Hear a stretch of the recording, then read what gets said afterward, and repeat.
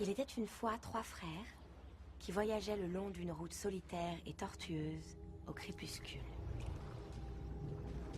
Ils finirent par atteindre une rivière trop dangereuse pour être traversée.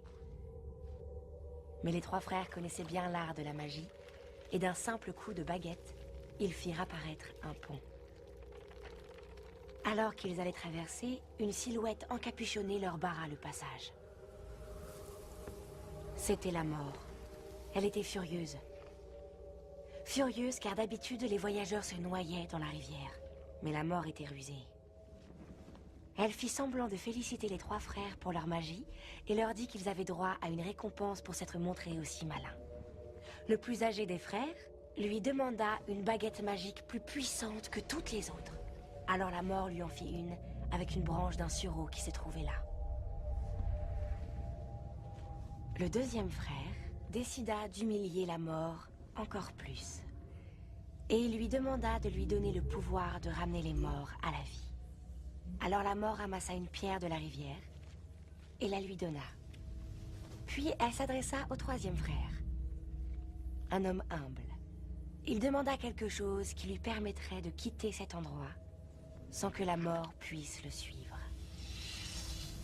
La mort, à contre-cœur, lui tendit alors sa propre cape d'invisibilité. Le premier voyagea jusqu'à un lointain village où, grâce à la baguette de sureau, il tua un sorcier avec lequel il s'était querellé autrefois.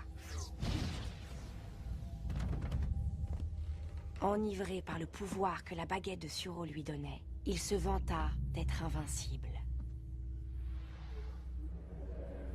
Mais cette nuit-là, un autre sorcier vola la baguette et pour faire bonne mesure, lui trancha la gorge. Et ainsi la mort prit le premier frère. Pendant ce temps, le deuxième frère rentra chez lui et prit la pierre qu'il tourna 3 fois dans sa main. Pour sa plus grande joie, la fille qu'il avait espéré épouser avant qu'elle ne meure prématurément apparut devant lui.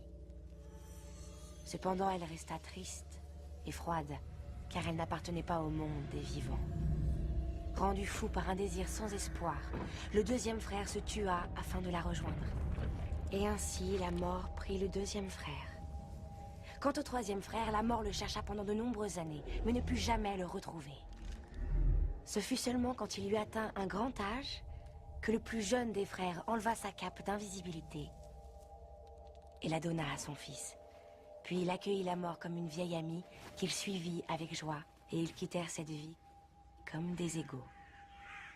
Eh bien voilà, c'est ça. Ce sont les reliques de la mort.